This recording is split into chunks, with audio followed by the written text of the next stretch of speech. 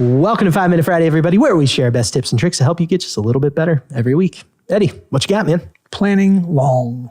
Okay, all right. I'm stealing this one. I'm stealing this one from Micah. He was on and he was talking about project planning. Yeah. Scheduling. Yeah. And he encouraged us all to plan long. And I wanted to drop back to that point. It's something Dad, when we were a little younger, and even now, he's very big on this. Don't just think about what's going to happen tomorrow. Don't just think about what's going to happen this month or this year. Think out a little farther than that. Mm-hmm.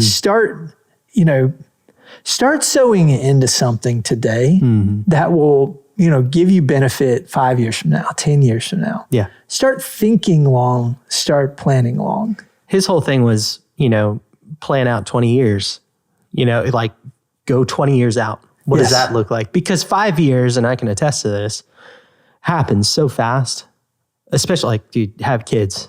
If you haven't had kids yet, whoa. Yeah. Holy cow. Somebody hits the fast forward button. It's nuts. It's the thing that all the old people tell you when you're young. And then all of a sudden you start saying it and you're like, I are one now. Does that mean I'm an old people now? You're getting there, bud. If you ask my kids, you are. It's amazing how quickly time does go by. That's less the point. There are very few people in this world that can exert themselves to the end of bringing a plan that is 5 years long to bear. Probably even fewer that can do that for 10 or 15 or 20. But for the ones that can show that kind of discipline, you can change a lot. Yeah.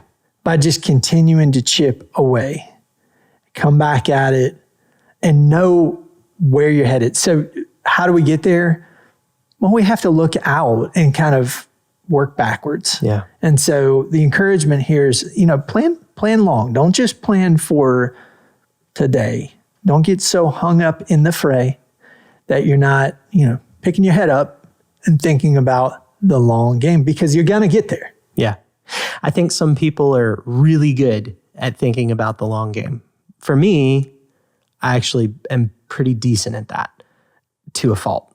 I think about long term more than I think of right now. And so I think for some people, this will come kind of natural. For others, it's going to take some work. Yeah. My wife is that way. She's like, now, right now. I'm feeling things now. And I'm like, in 10 years, I'd really like to blah, blah, blah. And she can't get there. So it will be difficult for some people, I would say, but challenge yourself in this because it is necessary. I think you're kind of similar-ish in that way too.